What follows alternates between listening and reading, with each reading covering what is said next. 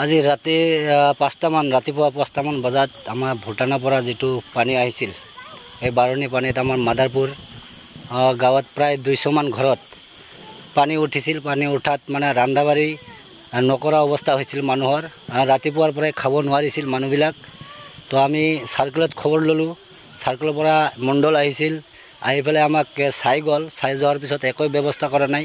পিছত আমাৰ ৰঞ্জিত ছাৰে ইএম ওৰফে ফেৰেংগা ছাৰে আমি জনাৰ পিছত আমাৰ ছাৰে আমাৰ এই দুখীয়া ৰাইজৰ কাৰণে খবৰটো পাই লগে লগে তৎক্ষণাত আমাক চিৰা মুড়ি আৰু গুড় বিস্কুট এইবিলাক আমাক পঠাই দিছে। আমি এতিয়া লৈ আহিলোঁ। তো এইটোৰ কাৰণে আমি ৰাইজে যিমানখিনি ৰাইজ আছে ৰাইজৰ তৰফৰ পৰা বা ময়ো তাক আন্তৰিক শুভেচ্ছা জ্ঞাপন কৰিছোঁ। ছাৰে এইখিনি মাল দিয়াৰ কাৰণে ৰাইজে নিশ্চয় অলপ হ'লেও সকাহ পাইছে। এইটো খাই ৰাইজে ৰাতিত কমচে কম হ'ব পাৰিব।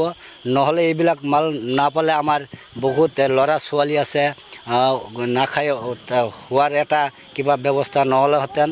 তো এইকাৰণে ছাৰক আমি এনেকুৱা ছাৰক যাতে আমি ভৱিষ্যতত আকৌ এবাৰ আমাৰ মাজত পাওঁ, এইকাৰণে ছাৰক আমি ধন্যবাদ জ্ঞাপন কৰিছোঁ। আৰু সকলো ৰাইজক আমাৰ এম ছাৰক আশীৰ্বাদ দিয়াৰ কাৰণে মই অনুৰোধ জনাইছোঁ। এইটো নিচিমা সমষ্টি হয়, বেচৰবাৰী নাঙলভাঙা VCTC।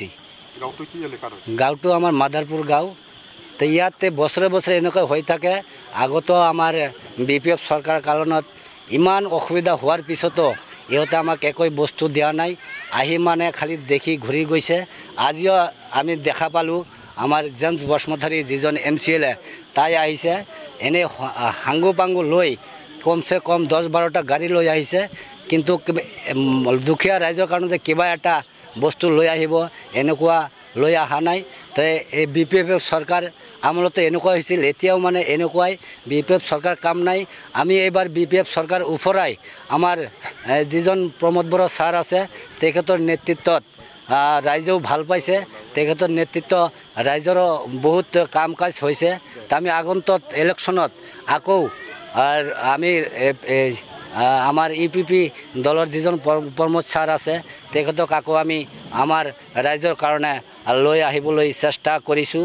আৰু ৰাইজেও আমাৰ লগতে মানে সকলোৱে আমাৰ লগতে হাতে হাত ৰাখি সকলোৱে এইটোই কথা কৈ আছে যে পৰিৱৰ্তন দৰকাৰ। প্ৰমোদ বড়ো চৰকাৰ আকৌ আমাৰ প্ৰমোদ বড়ো আহিব, এইটো খাটাং হৈ গৈছে। আমি আমাৰ গাঁৱত আৰু নাঙলভাঙা VCTC যিখিনি চাইছোঁ আমাৰ 60% মুছলিম ভোটে আমাৰ লগত আছে। তা আমাৰ প্ৰমোদ বড়ো ছাৰ আহাত কোনো বাধা নাই। আমি আজিৰ এই কিবাৰ জৰিয়তে আমি ক'ব পাৰোঁ আমাৰ ছাৰ নিশ্চয় আহিব আকৌ। ধন্যবাদ।